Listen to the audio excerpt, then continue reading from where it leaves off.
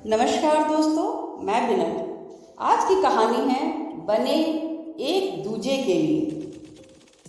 बर्बाद कर देती हैं ये गोरी चमड़ी वाली गोरियां।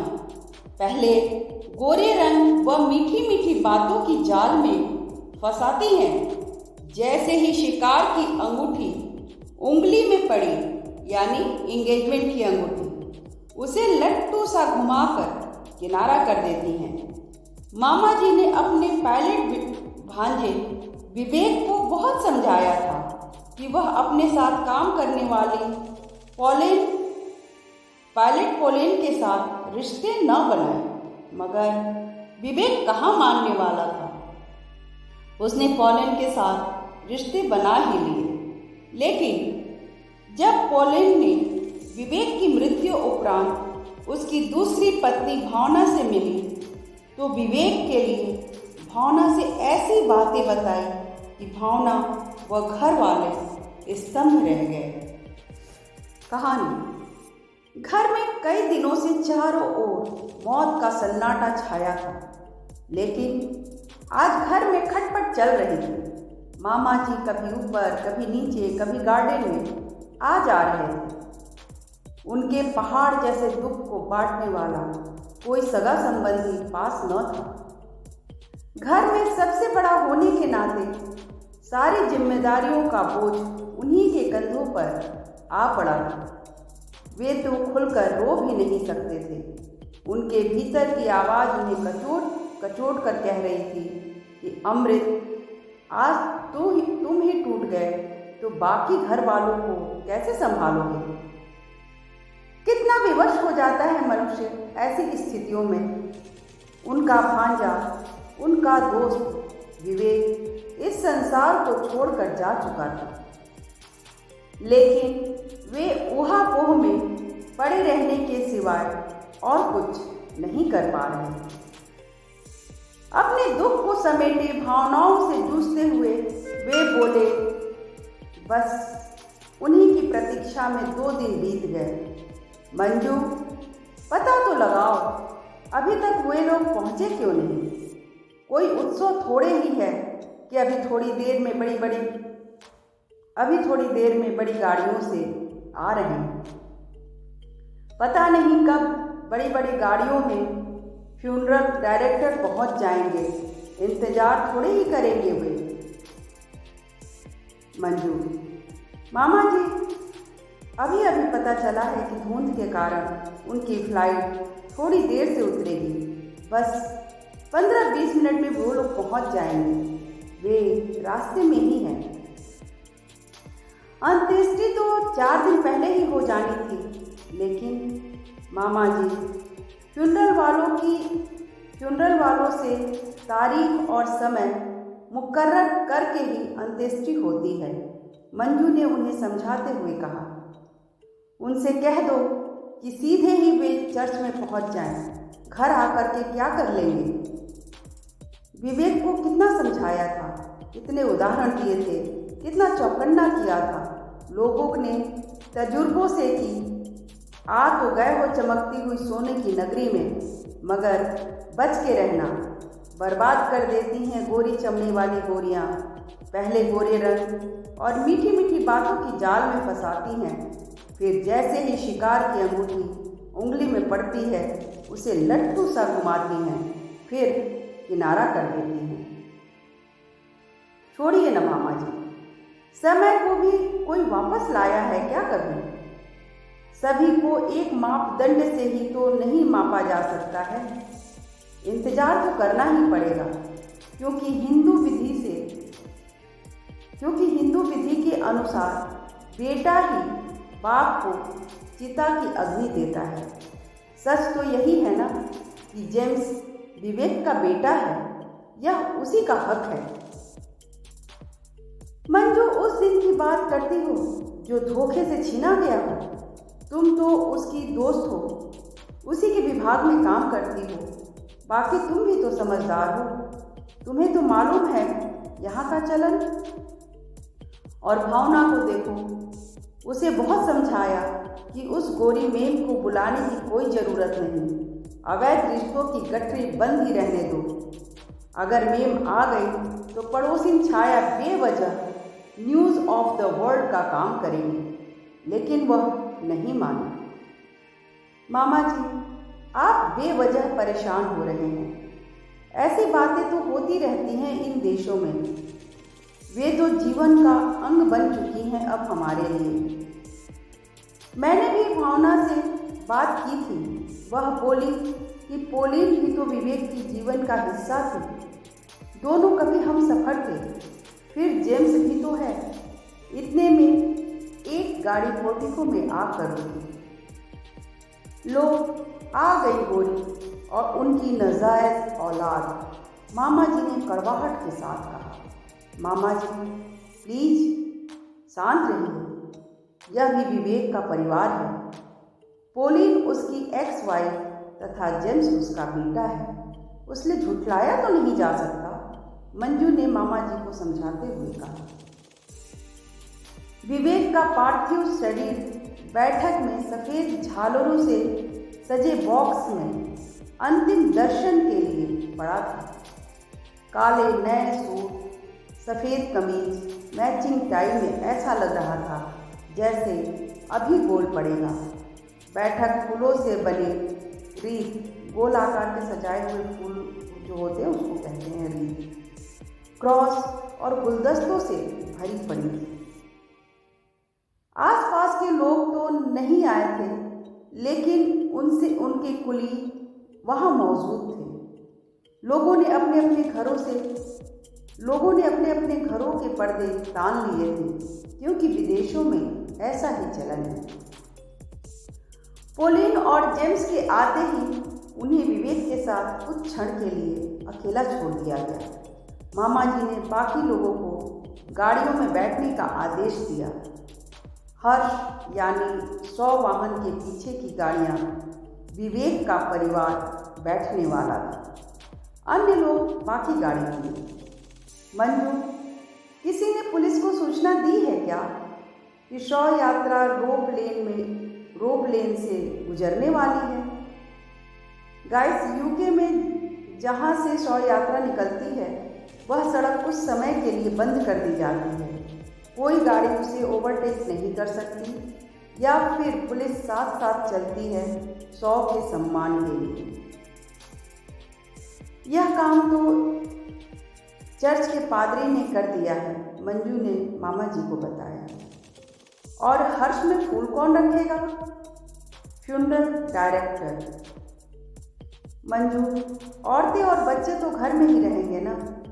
नहीं मामा जी, यह भारत नहीं है, यहाँ सभी जाते हैं। मैं जानता हूँ, लेकिन घर को खाली कैसे छोड़ दूँ? मैं जो हूँ मामा जी। मामी जी ने भी साथ में कहा। तुम तो इस शहर को जानती तक नहीं। मैं मामी जी के साथ रहूंगी, पड़ोसी छाया बोली। अब घर पर केवल छाया तथा मामी जी ही थी। मामा जी तथा मंजू की बातें सुन करके छाया की जिज्ञासा को अपने ऊपर अंकुश लगाना कठिन हो गया। छाया थोड़ी देर बाद भूमिका बांधते हुए बोली, मामी जी, अच्छी है यह गोरी मैम, कितनी दूर से आई है अपने बेटे को लेकर के।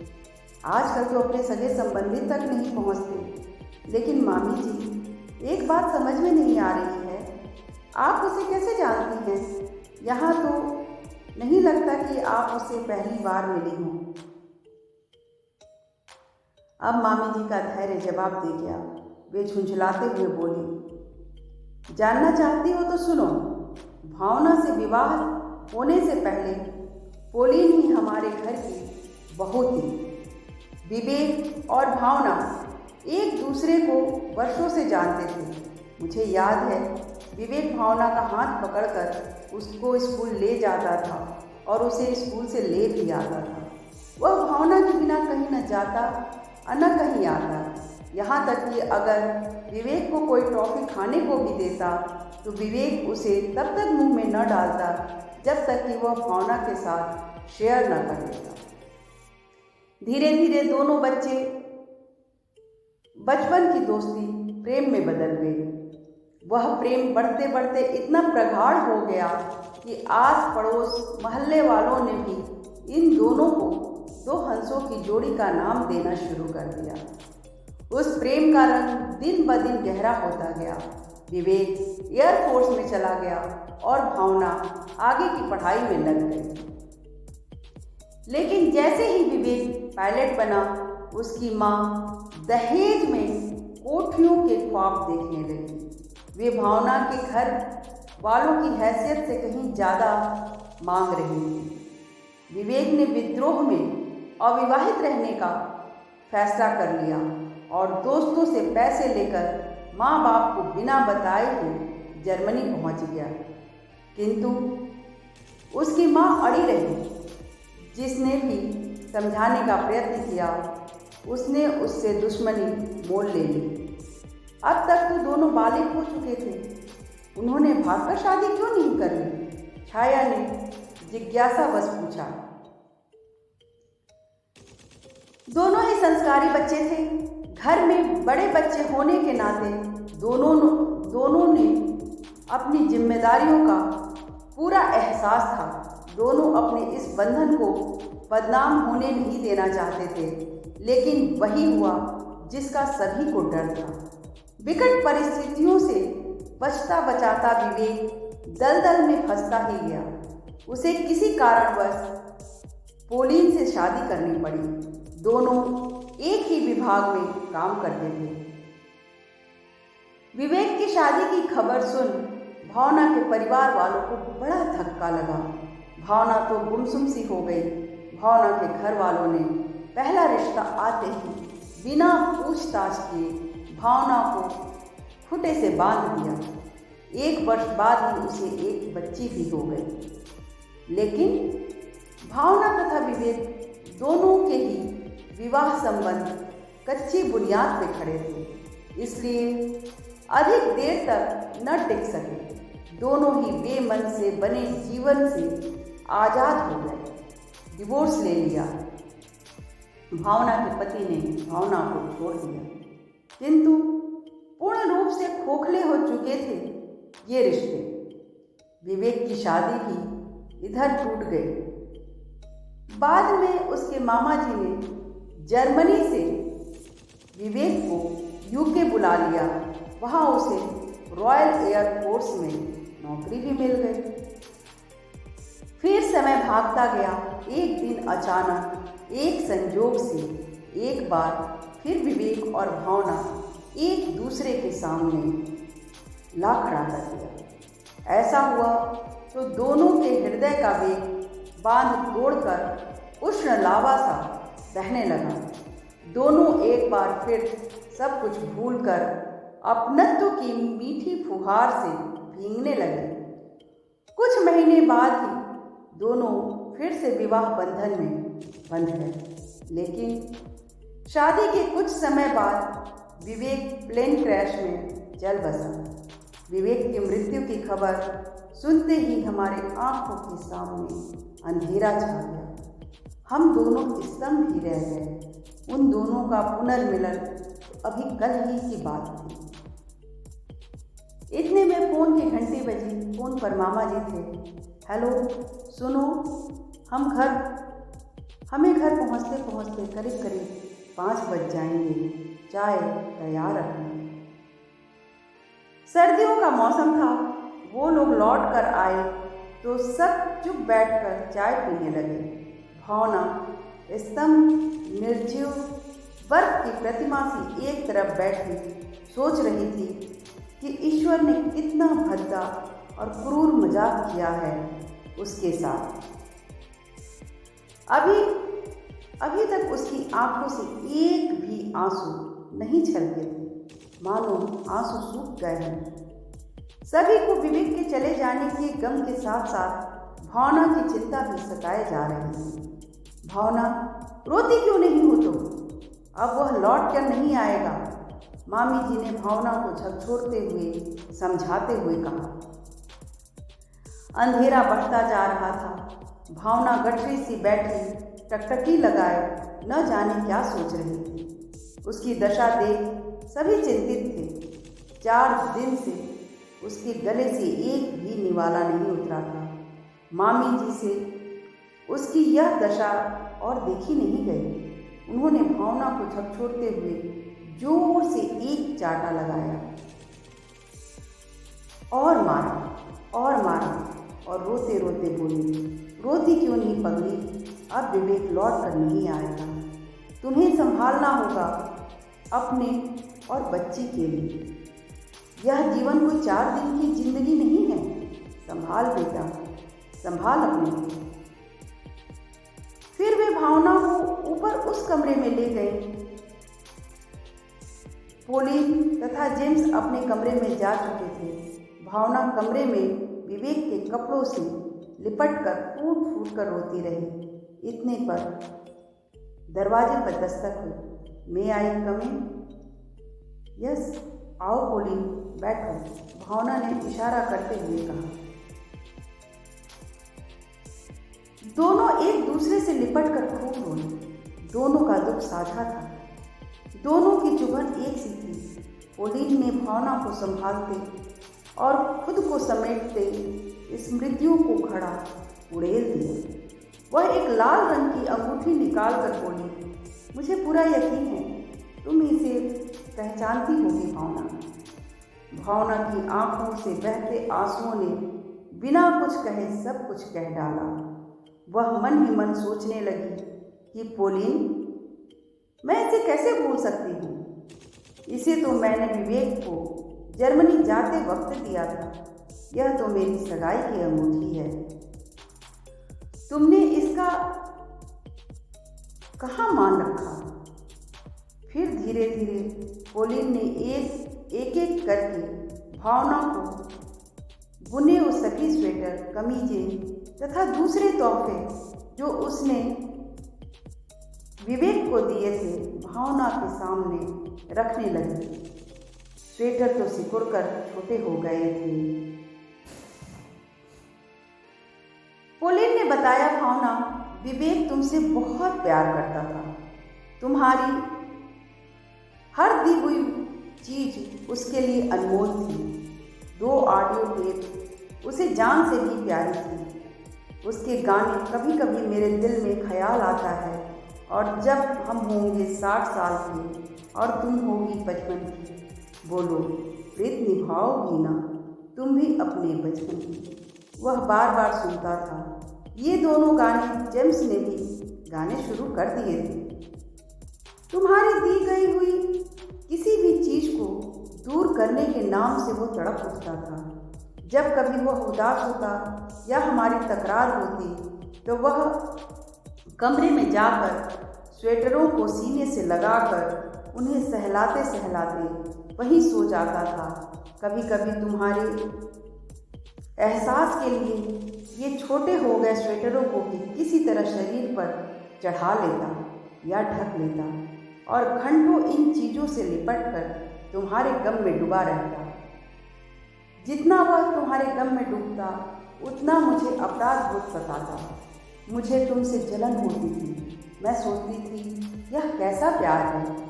क्या कभी कोई इतना भी प्यार किसी से कर सकता है? मैंने विवेक को पा तो लिया था, लेकिन वह मेरा कभी न बन सका। जब उसने तुमसे विवाह किया, मैं अपने लिए दुखी कम, तुम्हारे लिए खुश ज़्यादा थी। मैं सोचती थी विवेक अब वही है जहाँ उसे वर्षों पहले होना चाहिए था। मैं भी उसे खुश देखना चाहती थी। तुम दोनों एक दूसरे के लिए ही बने थे। मुझे खुशी है कि मरने से पहले विवेक ने कुछ समय तो तुम्हारे साथ बिताया। मुझे अब कुछ नहीं चाहिए। उसने मुझे बहुत कुछ दिया है। तुम जब चाहोगी मैं जेम्स को तुम्हारे पास भेज दूंगी। जेम्स बिल्कुल विवेक की फोटोकॉपी है, वैसा ही चेहरा, वैसे ही हंसी। फिर पोलिन और भावना दोनों आंखें बंद किए एक दूसरे के गले में बाहें डाले अपना दुख समेटे अतीत की स्मृतियों के वे अमूल्य क्षण बीन बीन कर अपनी पलकों पर सजाने लगे। दोनों का एक ही दुख था।